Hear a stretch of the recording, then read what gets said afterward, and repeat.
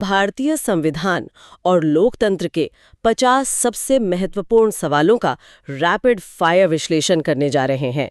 तो चलिए लोकतंत्र की बुनियादी अवधारणाओं से शुरू करते हैं, ये समझने के लिए कि जनता का शासन वास्तव में कैसे काम करता है। प्रश्न संख्या 1, लोकतंत्र के उदारवादी सिद्धांत की विशेषता के रूप में निम्नांकित में से गलत रूप से ले लिया गया है। ऑप्शन ए, इसकी मान्यता है कि सामान्य हित की पूर्ति केवल लोकतांत्रिक सरकार के माध्यम से हो सकती है। ऑप्शन बी, इसके अनुसार शक्ति जनता में निहित रहती है। ऑप्शन सी, यह राज्य की सत्ता का विरोध करने की कोई शक्ति लोगों को नहीं देता। या ऑप्शन डी, यह लोगों को राज्य का विरोध करने का अधिकार देता है। ये प्रश्न पूछ रहा है कि उदारवादी लोकतंत्र के मूल विचार में क्या फिट नहीं बैठता।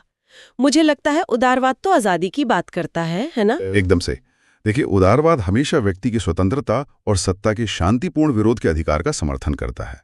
इसलिए यह कहना कि ये राज्य की सत्ता का विरोध करने की कोई शक्ति नहीं देता, ये तो इसके बुनियादी सिद्धांत के बिल्कुल विपरीत है। जी जी जी, सही उत्तर है ऑप्शन सी। बिल्कुल। और इसी विरोध या जनता की शक्ति से जुड़ा है हमारा अगला सवाल। प्रश्न संख्या 2, जनमत संग्रह प्रत्यक्ष प्रजातंत्र का प्रभावशाली साधन है जो लोगों को अधिकृत करता है। ऑप्शन ए, राजाध्यक्ष के निर्वाचन को अवैध ठहराने के लिए जनता को भेज सकते हैं। ऑप्शन बी, कि वे विधेयक की संवैधानिकता को जांचने के लिए उसके न्यायालय को भेज सकें। ऑप्शन सी, कि वे व्यवस्थापिका को स्वयं जैसा चाहे वैसा व्यवस्थापन करने का निर्देश दें। या ऑप्शन डी, कि वे व्यवस्थापिका द्वारा पारित व्यवस्थापन की स्वीकृति हेतु लोगों के सामने रखने की मांग कर सकें। मतलब संक्षेप में जनमत संग्रह यानी रेफरेंडम जनता को कौन सी शक्ति देता है? जनमत संग्रह का मुख्य काम ही यही है कि कानून बनाने वाली संस्था अगर कोई कानून पास करती है तो उसे अंतिम मोहर के लिए सीधे जनता के पास लाया जाए, जैसे किसी बड़े फैसले पर पूरे देश से हाँ या ना पूछना। जी सर। सही उत्तर है ऑप्शन डी। अच्छा, यानी जनता ही सुप्रीम है। तो फिर लोकतंत्र में क्या हानिकारक हो सकता है? चलिए देखते हैं। प्रश्न संख्या 3, निम्नांकित में से प्रजातंत्र के कुशल कार्य संचालन के मूलभूत शर्तों में से गलत है। ऑप्शन ए, स्वतंत्र निर्वाचन। ऑप्शन बी, सार्वभौम मताधिकार। ऑप्शन सी, विरोधी दल की उपस्थिति। या ऑप्शन डी, अल्पसंख्यकों का शासन। परीक्षा के दृष्टि से मतलब वो विकल्प खोजना है जो सच्चे लोकतंत्र के लिए आवश्यक नहीं है। हाँ, तो स्वतंत्र चुनाव, सबको वोट देने का अधिकार और एक मजबूत विपक्ष, ये तीनों तो लोकतंत्र की रीढ़ हैं। लेकिन अल्पसंख्यकों का शासन यानी किसी एक छोटे गुट का राज, ये पूरी तरह लोकतांत्रिक भावना के खिलाफ है, क्योंकि लोकतंत्र में शक्ति पूरे जनमानस में निहित होती है। 2, सही उत्तर है ऑप्शन डी। सही बात है। इसी जनता की प्रत्यक्ष शक्ति की वकालत किसने की, ये हमारा अगला सवाल है। प्रश्न संख्या 4, निम्नलिखित विचारकों में से किसने प्रत्यक्ष लोकतंत्र का समर्थन किया? Option A, Locke. Option B, Rousseau. Option C, Hobbes. या ऑप्शन डी, प्लेटो। मुझे याद आ रहा है किसी ने सामान्य इच्छा की बात की थी। बिल्कुल सही पकड़ा आपने। रूसो ही वो दार्शनिक थे जिनका मानना था कि जनता की सामान्य इच्छा यानी जनरल विल ही सर्वोपरि है। उनका तर्क था कि इसे प्रतिनिधियों के माध्यम से नहीं बल्कि सीधे जनता द्वारा व्यक्त किया जाना चाहिए। सही उत्तर है ऑप्शन बी। लेकिन क्या बिना नेताओं या पार्टियों के ये संभव है? मतलब भारत में भी कुछ ऐसे ही प्रयोग हुए हैं। प्रश्न संख्या 5, वर्तमान समय में दल विहीन प्रजातंत्र के प्रवर्तक हैं। Option A, Vinoba Bhave. Option B, Dhirendra Majumdar. Option C, विकल्प ए तथा बी दोनों सही। या ऑप्शन डी, उपरोक्त में से कोई नहीं। मुझे हमेशा लगता था कि पार्टियां तो लोकतंत्र की जान होती हैं, फिर बिना पार्टियों के लोकतंत्र कैसे चलेगा? यही तो दिलचस्प बात है। देखिए, भारत में सर्वोदय आंदोलन से जुड़े विचारकों का मानना था कि राजनीतिक दल समाज को बांटते हैं। इसलिए विनोबा भावे और धीरेन्द्र मजूमदार दोनों ने ही बिना राजनीतिक पार्टियों वाले शासन का समर्थन किया था। सही उत्तर है ऑप्शन सी। यह एक आदर्श स्थिति लगती है। खैर, आदर्श की बात करें तो लोकतंत्र की सबसे मशहूर परिभाषा की ओर चलते हैं। प्रश्न संख्या 6, जनतंत्र जनता का जनता के द्वारा जनता के लिए शासन होता है, किसने कहा था? Option A Hamilton, option B Jefferson, option C Abraham Lincoln या ऑप्शन डी वॉशिंगटन। यह ऐतिहासिक कथन अमेरिका के पूर्व राष्ट्रपति का है। उन्होंने अपने गेटिसबर्ग एड्रेस में लोकतंत्र की यह सबसे सरल और सटीक परिभाषा दी थी, जो आज भी राजनीति विज्ञान की हर किताब का पहला पाठ है। जी बिल्कुल, और इसी परिभाषा को सबसे शुद्ध रूप में एक देश जीतता है। प्रश्न संख्या 7, स्विट्जरलैंड में प्रत्यक्ष प्रजातंत्र कितने कैंटनों में है? ऑप्शन ए 11 कैंटनों में, ऑप्शन बी 5 कैंटनों में, ऑप्शन सी 7 कैंटनों में या ऑप्शन डी सभी कैंटनों में। कैंटन मतलब स्विट्जरलैंड के राज्य, हाँ, है ना? जी हाँ। स्विट्जरलैंड अपनी लोकतांत्रिक व्यवस्था के लिए बहुत जाना जाता है। वहाँ प्रत्यक्ष प्रजातंत्र किसी एक या दो हिस्से तक सीमित नहीं है, बल्कि यह वहाँ के पूरे संघीय ढांचे का यानी सभी राज्यों का हिस्सा है। सही उत्तर है ऑप्शन डी। हर सिस्टम में कुछ कमियां भी होती हैं। प्रश्न संख्या 8, जनतंत्र के खिलाफ आलोचनाएं की जाती हैं, उसमें 1 लाल फीताशाही है, 2 आत्मसत्तीकरण है, 3 रूढ़िवादिता है। Option A 1, 2, option B 3, option C 2, 3 या ऑप्शन डी 1, 2, 3 सभी। लाल फीताशाही मतलब फाइलों का अटकना। बिल्कुल। आलोचक कहते हैं कि लोकतंत्र में नौकरशाही हावी रहती है, जिसे लाल फीताशाही कहते हैं। साथ ही नेता सत्ता से चिपके रहना चाहते हैं, जिसे आत्मसत्तीकरण कहते हैं, और बदलाव बहुत धीमी गति से होता है, जिसे रूढ़िवादिता कहते हैं। सही उत्तर है ऑप्शन डी। इन आलोचनाओं के बीच दार्शनिकों पर भी खूब टिप्पणियां हुईं। प्रश्न संख्या 9, लॉक अपूर्ण प्रजातांत्रिक है क्योंकि वह व्यक्तिवादी है, किसने कहा? Option A Montesquieu, option B Lord Bryce, option C Lord Acton या option D Lord Crom. John Locke को अपूर्ण क्यों माना गया? जॉन लॉक ने व्यक्ति के अधिकारों और संपत्ति पर बहुत जोर दिया था, जिससे कुछ विचारकों को लगा कि वे सामूहिक लोकतांत्रिक भावना से थोड़ा दूर चले गए। ये विशेष आलोचना प्रसिद्ध ब्रिटिश इतिहासकार लॉर्ड ब्राइस ने की थी। That's right, option B. कुछ आलोचक तो लोकतंत्र को संस्कृति का ही दुश्मन मानते थे। प्रश्न संख्या 10, कला और संस्कृति की प्रगति लोकतंत्र में संभव नहीं है, किसने कहा? Option A Lecky, option B Nietzsche, option C Mussolini या ऑप्शन डी हिटलर। ये काफी चरम दृष्टिकोण लगता है। हाँ, फ्रेडरिक नीत्से एक जर्मन दार्शनिक थे। उनका मानना था कि महान उपलब्धियां केवल सुपरमैन या उत्कृष्ट व्यक्तियों द्वारा ही संभव हैं।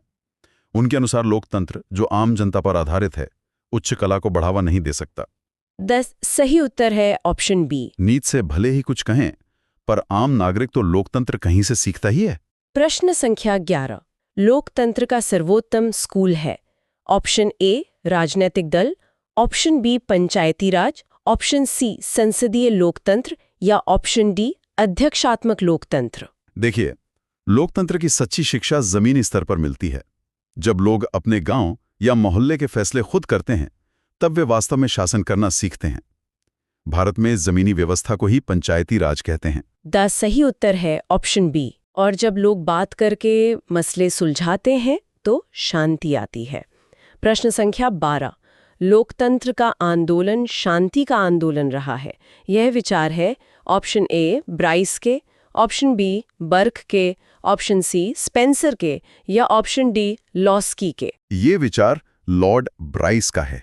उनका तर्क था कि चूंकि लोकतंत्र में फैसले हथियारों से नहीं बल्कि चर्चा और वोट से होते हैं, इसलिए ये स्वाभाविक रूप से हिंसक संघर्षों से बचता है।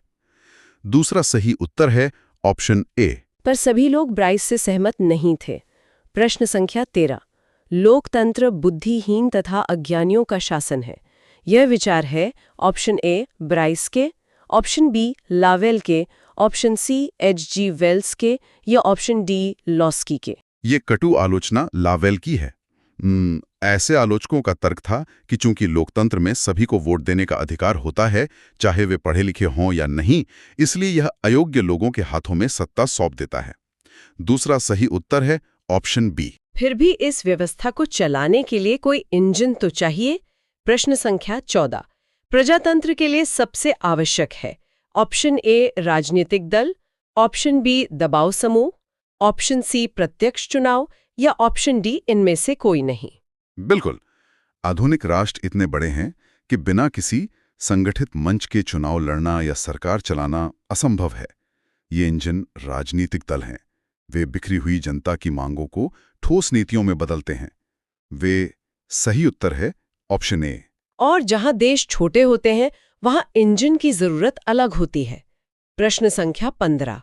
प्रत्यक्ष प्रजातंत्र का देश है option A America, option B England, option C Switzerland या ऑप्शन डी कनाडा। यहां मुझे लगता है प्रत्यक्ष प्रजातंत्र एक विशाल टाउन हॉल मीटिंग की तरह है जहां सब लोग एक साथ बैठकर फैसले लेते हैं। और ये स्विट्जरलैंड जैसे छोटे देशों में ही क्यों सफल है? आपकी उपमा एकदम सटीक है। अमेरिका या भारत जैसे विशाल देशों में करोड़ों लोगों को एक साथ कानून बनाने के लिए व्यावहारिक नहीं है। स्विट्जरलैंड की कम आबादी और छोटे भौगोलिक क्षेत्र इसे संभव बनाते हैं। सही उत्तर है ऑप्शन सी। तो अब हम अपने दूसरे भाग की ओर मुड़ते हैं, भारतीय संविधान का निर्माण। भारत ने अपने लोकतंत्र को चलाने के लिए दुनिया भर से प्रेरणा ली। एक सवाल जो अक्सर उठता है कि क्या हमारा संविधान सिर्फ विदेशी स्रोतों का एक उधार का थैला है? इसे समझते हैं। प्रश्न संख्या 16। भारतीय संविधान का सबसे बड़ा स्रोत माना गया है ऑप्शन ए ब्रिटिश संविधान, ऑप्शन बी अमेरिका का संविधान, ऑप्शन सी आयरलैंड का संविधान या ऑप्शन डी भारत शासन अधिनियम 1935। देखें, ये उधार के थैले वाली बात एक बहुत बड़ा मिथक है। हमने दुनिया से अच्छी बातें जरूर ली, लेकिन हमारा सबसे बड़ा ढांचा वो कानून था जो पहले से ही भारत की प्रशासनिक व्यवस्था चला रहा था, यानी 1935 का अधिनियम। हमने उसे अपनी परिस्थितियों के अनुसार ढाला। सही उत्तर है ऑप्शन डी। के इस विशाल ढांचे को आकार देने वालों का नेतृत्व किसने किया? प्रश्न संख्या 17। संविधान सभा के स्थायी अध्यक्ष कौन थे? Option A doctor Bhimrao Ambedkar, option B doctor Sachchidanand Sinha, option C doctor Rajendra Prasad या ऑप्शन डी पंडित जवाहरलाल नेहरू। शुरुआत तो शायद डॉक्टर सिन्हा ने की थी। जी हाँ, डॉक्टर सिन्हा अस्थायी अध्यक्ष थे, लेकिन बाद में जिन्हें स्थायी रूप से ये जिम्मेदारी सौंपी गई और जो स्वतंत्र भारत के पहले राष्ट्रपति भी बने, वे थे डॉक्टर राजेंद्र प्रसाद। सही उत्तर है ऑप्शन सी। तो डॉक्टर राजेंद्र प्रसाद के कंधों पर एक बहुत बड़ी जिम्मेदारी थी, एक ऐसे देश को एक सूत्र में पिरोना जो इतनी विविधताओं से भरा है, और शायद इसी विविधता को समेटने के चक्कर में एक रिकॉर्ड भी बन गया। प्रश्न संख्या 18। विश्व का सबसे बड़ा संविधान किस देश का है? Option A Canada, option B रूस, ऑप्शन सी ब्रिटेन या ऑप्शन डी भारत। भारत की विविधता इतनी जटिल है कि संविधान निर्माताओं ने हर छोटी बड़ी बात को विस्तार से लिखा ताकि भविष्य में कोई टकराव ना हो। इसी कारण ये दुनिया का सबसे विस्तृत लिखित संविधान बन गया। सही उत्तर है ऑप्शन डी। पर इतना बड़ा संविधान अगर रोज रोज बदला जाने लगे तो?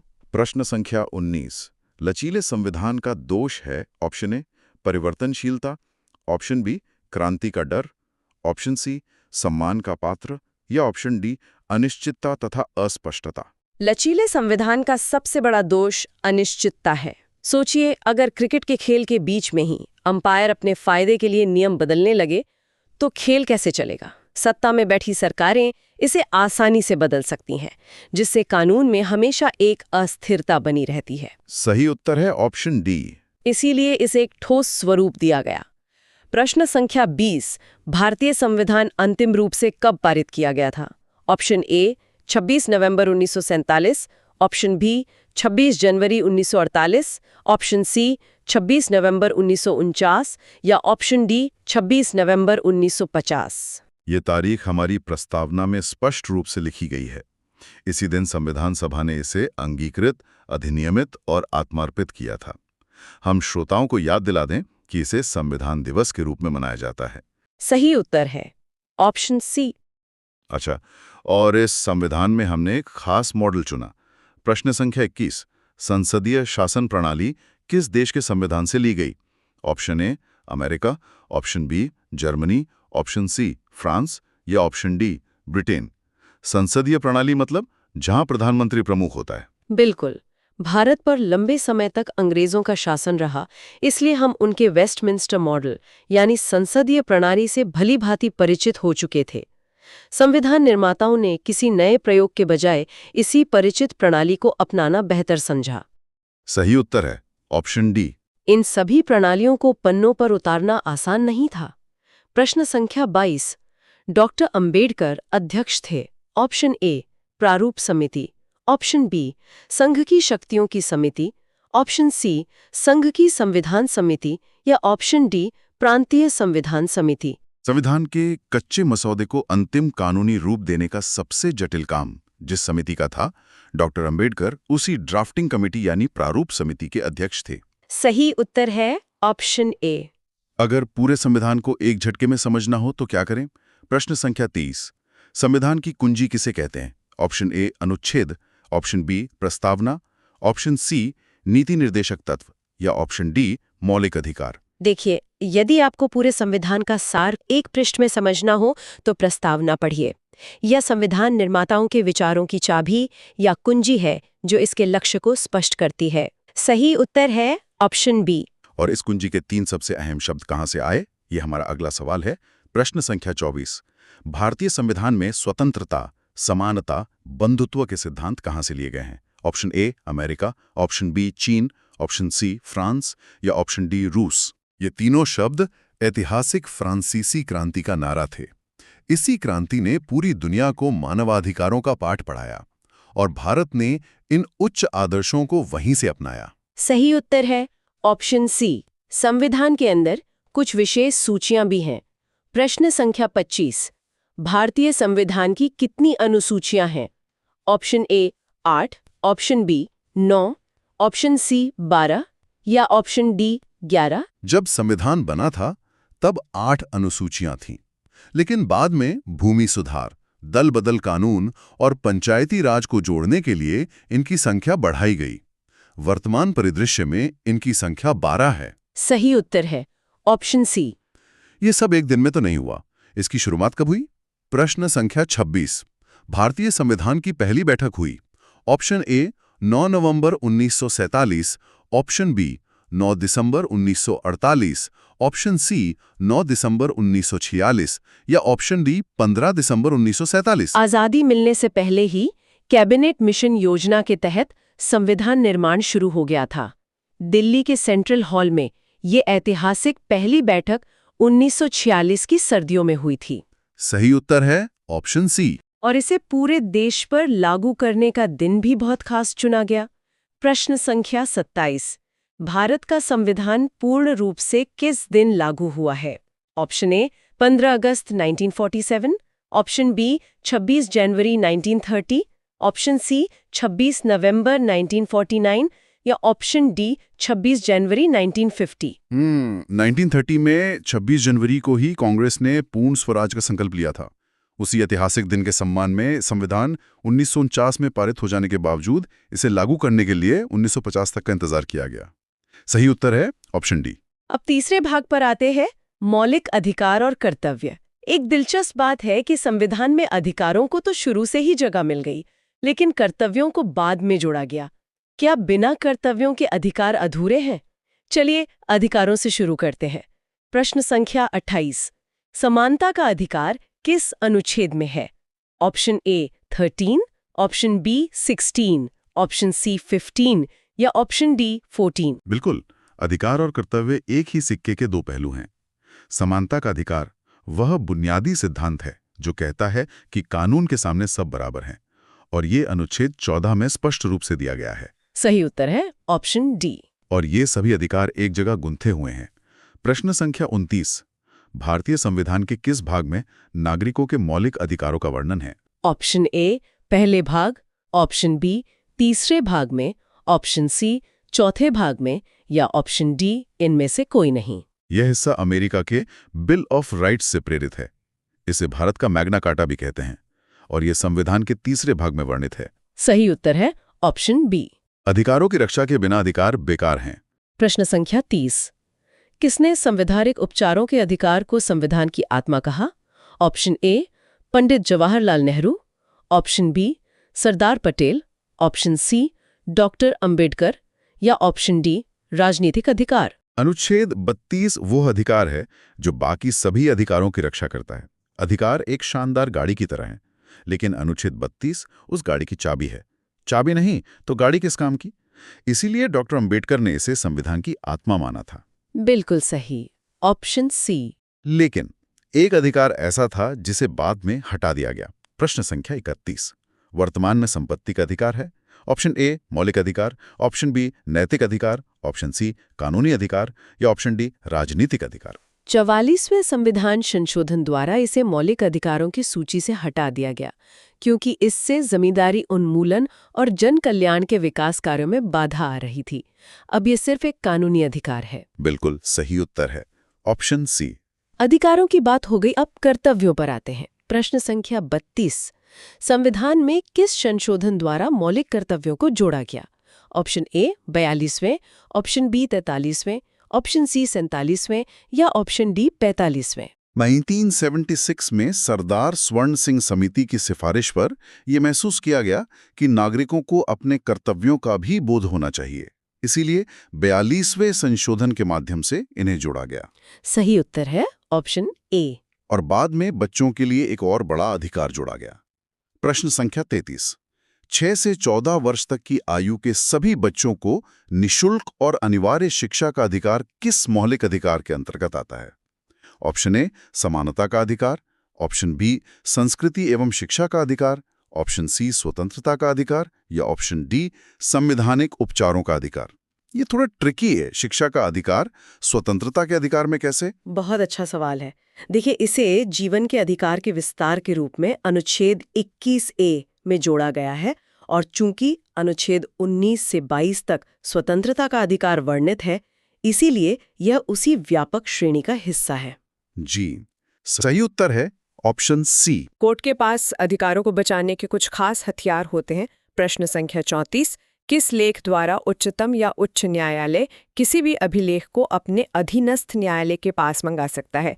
ऑप्शन ए बंदी प्रत्यक्षीकरण, ऑप्शन बी उत्प्रेषण, ऑप्शन सी अधिकार पृच्छा या ऑप्शन डी परमादेश। मैं इसे ऐसे समझती हूँ कि जैसे एक स्कूल का प्रिंसिपल किसी टीचर से कहता है कि तुमने जो फैसला लिया है उसकी फाइल मुझे दिखाओ, मैं चेक करूंगा। एकदम सही उपमा है। जब ऊपरी अदालत को लगता है कि निचली अदालत ने अपने अधिकार क्षेत्र से बाहर जाकर काम किया है, तो वो रिकॉर्ड समीक्षा के लिए अपने पास मंगा लेती है। कानूनी भाषा में इसे ही उत्प्रेषण कहते हैं। जी, सही उत्तर है ऑप्शन बी। अधिकारों की चर्चा से पीछे हटते हुए अब हम चौथे भाग की ओर लौटते हैं, राजनीति विज्ञान के मूल सिद्धांत और विचारक। प्रश्न संख्या 35 रिपब्लिक नामक पुस्तक के लेखक हैं? Option A Plato, option B अरस्तु, ऑप्शन सी मैकियावली या ऑप्शन डी हॉब्स। इस प्राचीन यूनानी ग्रंथ में न्याय और एक आदर्श राज्य की अवधारणा पर गहरी चर्चा की गई है। इसके रचयिता सुकरात के सबसे प्रसिद्ध शिष्य प्लेटो थे। सही उत्तर है ऑप्शन ए। ये सारे सिद्धांत हवा से तो आए नहीं होंगे। प्रश्न संख्या 36 राजनीतिक सिद्धांत की जड़ें निहित हैं? ऑप्शन ए मानव अस्मिता के पहलुओं में, ऑप्शन बी राजनीति विज्ञान में, ऑप्शन सी राज्यों में या ऑप्शन डी राजनीति में। राजनीति का आधार इंसान का व्यवहार, उसके अधिकार और समाज में उसकी पहचान है। इसलिए सिद्धांत की जड़ें मनुष्य के अस्तित्व और उसकी अस्मिता के पहलुओं में ही पनपती हैं। सही उत्तर है ऑप्शन ए। और इंसान के इसी व्यवहार पर एक बहुत प्रसिद्ध बात कही गई है। प्रश्न संख्या 37 मनुष्य एक सामाजिक प्राणी है, किसने कहा? Option A Plato, option B सुकरात, ऑप्शन सी अरस्तु या ऑप्शन डी मार्क्स। ये प्राचीन यूनानी दार्शनिक अरस्तु का कथन है। उनका तर्क था कि जो व्यक्ति समाज में नहीं रहता वो या तो देवता है या जानवर, क्योंकि इंसान स्वभाव से ही एक सामाजिक जीव है। आज तो समाज का हर हिस्सा राजनीति से जुड़ गया है। प्रश्न संख्या 38 राजनीति ने हमें सांप की कुंडली की तरह जकड़ रखा है। उक्त कथन निम्नांकित में से किसका है? ऑप्शन ए Acharya Vinoba Bhave, option B Kautilya, option C Mahatma Gandhi या ऑप्शन डी जवाहरलाल नेहरू। श्रोताओं के लिए ये उपमा बहुत प्रासंगिक है। मतलब जैसे आज इंटरनेट हमारी जिंदगी में जकड़ा हुआ है, वैसे ही राजनीति। बिल्कुल। महात्मा गांधी का मानना था कि हम राजनीति से भाग नहीं सकते। ये सांप की कुंडली की तरह हमें लपेटे हुए है, इसलिए हमारे पास इससे जूझने के अलावा कोई दूसरा विकल्प नहीं है। सही उत्तर है ऑप्शन सी। पर हर बड़ा नेता राजनेता नहीं होता। प्रश्न संख्या 39 निम्न में से राजनेता नहीं है। Option A Raja Ram Mohan Roy, option B doctor Rajendra Prasad, option C Sardar Vallabh Bhai Patel या option D doctor Bhimrao Ambedkar. बाकी तीनों ने स्वतंत्र भारत की सरकार में राजनीतिक भूमिका निभाई, लेकिन राजा राम मोहन रॉय 19वीं सदी के समाज सुधारक थे जिन्होंने सती प्रथा जैसी कुरीतियों के खिलाफ लड़ाई लड़ी। वे राजनेता नहीं थे। सही उत्तर है ऑप्शन ए। राजनीति को कुछ लोग कला मानते हैं तो कुछ विज्ञान। प्रश्न संख्या 40 कौन सा विद्वान राजनीति विज्ञान को विज्ञान मानता है? Option A Laski, option B Brogan, option C Edmund Burke या ऑप्शन डी काम्टे। कई विचारक राजनीति को विज्ञान मानने से इनकार करते हैं क्योंकि इसमें भौतिकी जैसी निश्चितता नहीं होती, लेकिन समाजशास्त्र के जनक अगस्त काम्टे इसे एक विज्ञान की श्रेणी में रखते थे। सही उत्तर है ऑप्शन डी। और इन विज्ञानों की शब्दावली भी पुरानी है। प्रश्न संख्या 41 थ्योरी शब्द की उत्पत्ति थ्योरिया शब्द से हुई है, जो है ऑप्शन ए फ्रेंच भाषा का शब्द, ऑप्शन बी यूनानी भाषा का शब्द, ऑप्शन सी संस्कृत भाषा का शब्द या ऑप्शन डी लैटिन भाषा का शब्द। प्राचीन राजनीतिक चिंतन का मुख्य केंद्र ग्रीस था, इसलिए राजनीति विज्ञान के अधिकांश मूल शब्द जैसे डेमोक्रेसी या थ्योरी इसी प्राचीन यूनानी भाषा से निकले हैं। सही उत्तर है ऑप्शन बी। सैद्धांतिक चर्चा के बाद हम इस गहन विश्लेषण के अंतिम और 5वें पड़ाव पर हैं, भारत की निर्वाचन प्रणाली।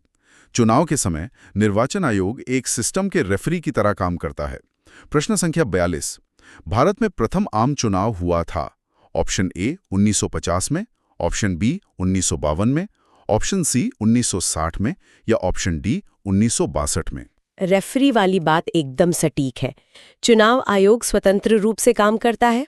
भारत के इतिहास में पहली बार इतने बड़े पैमाने पर चुनाव कराने का ये ऐतिहासिक काम 1951-52 के दौरान संपन्न हुआ था। सही उत्तर है ऑप्शन बी। इन चुनावों में हिस्सा लेने की एक उम्र तय है। प्रश्न संख्या 43 भारत में मतदान करने की न्यूनतम आयु है। ऑप्शन ए 21 वर्ष, ऑप्शन बी 18 वर्ष, ऑप्शन सी 19 वर्ष या ऑप्शन डी 20 वर्ष। मूल संविधान में ये आयु 21 वर्ष थी, लेकिन 1989 में 61वें संविधान संशोधन के द्वारा इसे घटाकर 18 वर्ष कर दिया गया ताकि युवाओं की राजनीतिक भागीदारी बढ़े। सही उत्तर है ऑप्शन बी। चुनाव में जो पार्टियां लड़ती हैं उन्हें भी कोई मान्यता देता है। प्रश्न संख्या 44 कौन राजनीतिक दलों को मान्यता देने का कार्य करता है? Option A Lok Sabha, option B Rajya Sabha, option C निर्वाचन आयोग या ऑप्शन डी सर्वोच्च न्यायालय। यह कार्य किसी सरकार का नहीं है, वरना वे पक्षपात कर सकती हैं। चुनाव चिन्ह आवंटित करना और दलों को मान्यता देने का काम उसी स्वतंत्र संस्था का है जो चुनाव करवाती है। सही उत्तर है ऑप्शन सी। इस विशाल संस्था की नींव किसने रखी? प्रश्न संख्या 45 भारत के प्रथम निर्वाचन आयुक्त थे। Option A doctor Nagendra Singh, option B Sukumar Sen, option C T Swaminathan या ऑप्शन डी केवी के सुंदरम। एक नव स्वतंत्र देश जहां अधिकतर आबादी निरक्षर थी, वहां चुनाव करवाना एक चमत्कार था। इस चमत्कार का नेतृत्व भारत के पहले मुख्य चुनाव आयुक्त सुकुमार सेन ने ही किया था। सही उत्तर है ऑप्शन बी। और इस सर्वोच्च पद पर महिलाओं ने भी अपनी मोहर लगाई। प्रश्न संख्या 46 भारत की प्रथम महिला मुख्य निर्वाचन आयुक्त थीं। Option A Kiran Bedi, option B Shrimati Pratibha Patil, option C Shrimati VS Rama Devi या ऑप्शन डी नजमा हेप्तुल्ला। ये लोकतांत्रिक इतिहास का एक महत्वपूर्ण तथ्य है। 1990 में भारत के मुख्य चुनाव आयुक्त का पदभार संभालने वाली वे पहली महिला बनी। सही उत्तर है ऑप्शन सी। चुनाव कब होंगे, इसका बिगुल कौन फूंकता है? प्रश्न संख्या 47 चुनाव के लिए अधिसूचना जारी करने का अधिकारी किसको है?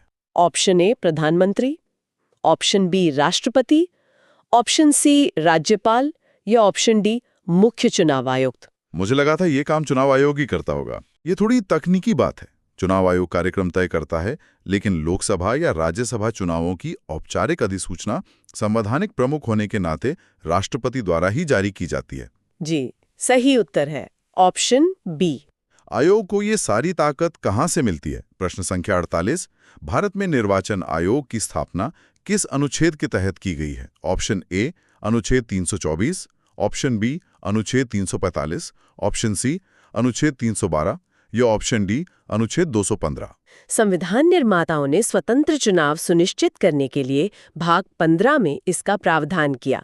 आयोग को अपना मुख्य अधिकार इसी विशिष्ट अनुच्छेद से प्राप्त होता है। जी, सही उत्तर है ऑप्शन ए। जब चुनाव खत्म होते हैं तो संसद सजती है। प्रश्न संख्या 49, लोकसभा का नेता होता है। ऑप्शन ए गृह मंत्री, ऑप्शन बी प्रधानमंत्री, ऑप्शन सी रक्षा मंत्री या ऑप्शन डी विदेश मंत्री। भारत की संसदीय व्यवस्था में जो व्यक्ति बहुमत दल का नेता होता है वही सरकार का मुखिया बनता है। सामान्यतः वही लोकसभा का भी औपचारिक नेता माना जाता है। जी, सही उत्तर है ऑप्शन बी। और इसी के साथ हम अपने अंतिम प्रश्न पर पहुंच गए हैं। प्रश्न संख्या 50, लोकसभा को भंग करने का अधिकार किसके पास है? ऑप्शन ए प्रधानमंत्री, ऑप्शन बी मंत्रिमंडल, ऑप्शन सी राष्ट्रपति या ऑप्शन डी राज्यपाल। कार्यकाल पूरा होने से पहले ये शक्ति किसके पास है? प्रधानमंत्री या मंत्रिपरिषद केवल सलाह दे सकते हैं, लेकिन लोकसभा को आधिकारिक रूप से भंग करने की संवैधानिक शक्ति केवल राष्ट्र के प्रमुख यानी राष्ट्रपति के हाथों में ही निहित होती है। सही उत्तर है ऑप्शन सी। बेहतरीन। 50 प्रश्नों का ये रैपिड फायर विश्लेषण यहीं समाप्त होता है। परीक्षा की तैयारी करने वाले सभी श्रोताओं को बहुत बहुत शुभकामनाएं।